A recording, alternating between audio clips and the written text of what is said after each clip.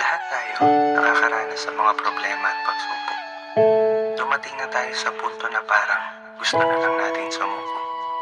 Yung problemang para bang hindi na matatapos. May mga oras na lalamunin tayo ng emosyon. Pero pagdating ng kinabukasan, balik na naman sa dati. Yung kaba nilalabanan ko kapag damdamin at utak ay di magkasundo. Sinasabi sa sarili ko, dapat labanan lang palagi kahinaan mo. Gapiin mo yung takot kahit ano pang bumalot, ikaw lang din ang siyang magdadala. Piliting maging kalmado at piliting isipin kung paano ka ba makakawala. Eto na naman ako at nanlalamig, tila sa puso ko'y lagi na lang may takot.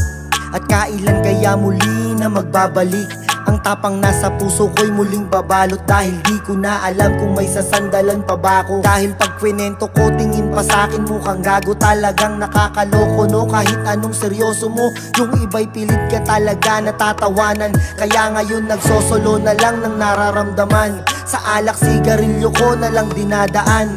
Baka sakaling ang kaba ay malimitahan, at ang takot ay mawala sa aking katawan.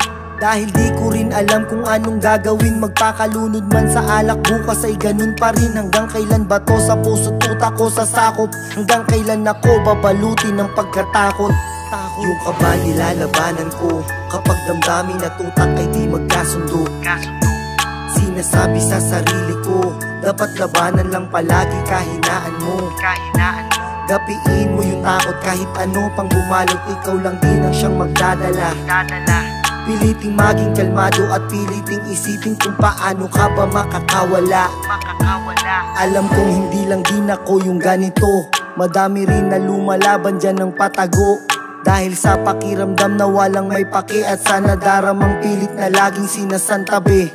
Pero kailangan mo pa rin tibayan ng loob, di pwedeng maging dahilan yan ng iyong paglubog. Kailangan gapiin yung takot na bumabara, at siyang nagiging dahilan kung ba't di ka sumasaya.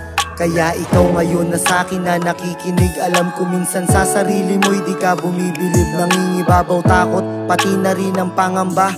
Dapat pala pagkatiwala na lang sa kanya. Ang di mo kayang kontrolin, idaan mo sa panalangin. Magtiwala sa Panginoon, siya ang bahala sa atin. Ang di mo kayang kontrolin, idaan mo sa panalangin. Magtiwala sa Panginoon, siya ang bahala sa atin. Yung kaba nilalabanan ko kapag damdamin at utak ay di magkasundo. Sinasabi sa sarili ko, dapat labanan lang palagi kahinaan mo. Gapiin mo yung takot kahit ano pang bumalot, ikaw lang din ang siyang magdadala. Piliting maging kalmado at piliting isipin kung paano ka ba makakawala.